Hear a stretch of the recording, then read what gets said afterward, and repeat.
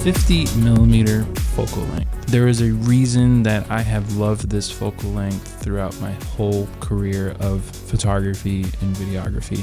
I mean, even after experimenting with 35mm, the 24, the 20, the 85, the 135, 24-70, 16-35, I always seem to go back to a 50mm prime lens for both photo and video work. Now, obviously the 50mm is nothing new. This is probably the focal length that most people start out on, but I recently picked up this lens here. This is the Sony G Master 50mm 1.2. Now this lens has been out for quite some time now, and there's even a Sigma version that recently released, Sigma being one of my favorite third-party lenses. This was always a dream lens of mine to own.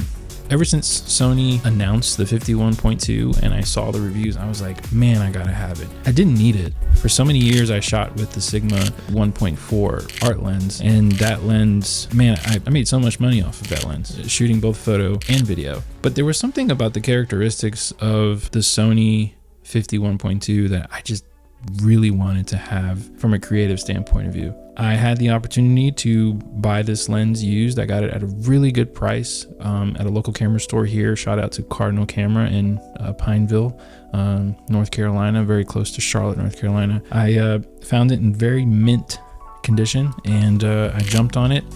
And at this time, I was using the Sigma 50mm 1.4, the newest version that they have. So I wasn't expecting much of a difference, but the second I started using it and shooting it at 1.2, it reminded me of what a cinema lens looks like.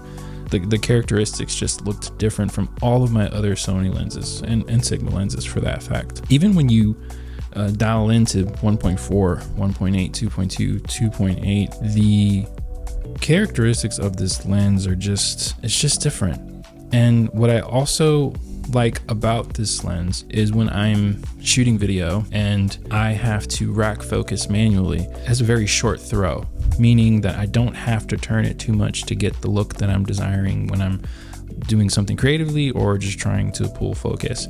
With the Sigma 1.4, because I haven't tested out the Sigma 1.2 yet, with the Sigma 1.4, it had a horrible throw on it when shooting video. The quality was awesome, but obviously that is a photo lens first. I think Sony had both photo and video shooters in mind when they made this lens. The autofocus, snappy. The quality, crispy, is what I like to call it. I recently went out on a shoot with my friend and client, Sammy, and we thought up of a little quick themed samurai katana sword vibe. I had her do her makeup in a very Japanese woman aesthetic vibe. I don't know the proper terminology. I picked up a katana sword off of Amazon.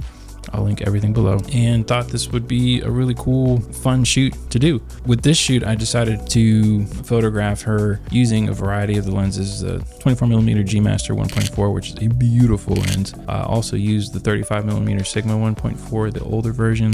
The version I use is actually a Canon mount version with the MC11 Sigma adapter and 51.2. The more I kept using this lens, the more I was just like, man, I don't want to take this thing off of my camera. I have used this for other projects as well. Again, I know I sound like a broken record, but like the characteristics of this thing are just they're dreamy. They really are. And I thought I'd just throw up a quick little overview video of this lens and why I loved it so much. I love it so much, especially now that Sigma has their 1.2 version. If you're thinking about upgrading to from a 1.4 or 1.8 to 1.2, and you might be thinking, it's not that big of a difference. Again, when I sold my 1.4 and got this, it wasn't a necessity purchase. It was I want that in my camera bag. But now that I have used it for so many different shoots, it is, I'll never go back.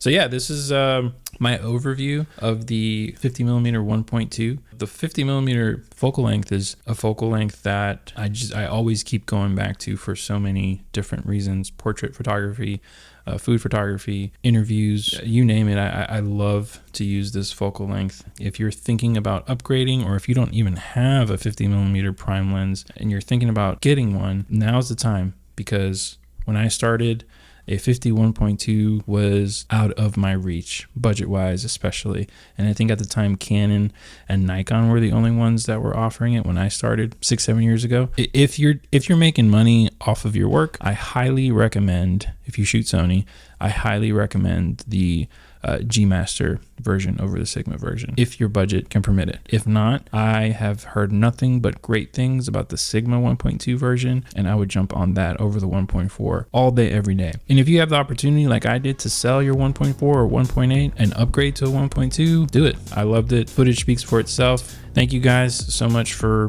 watching this overview of my new favorite lens. If you have any questions, please just comment down below and I'll get to all of them as soon as I can.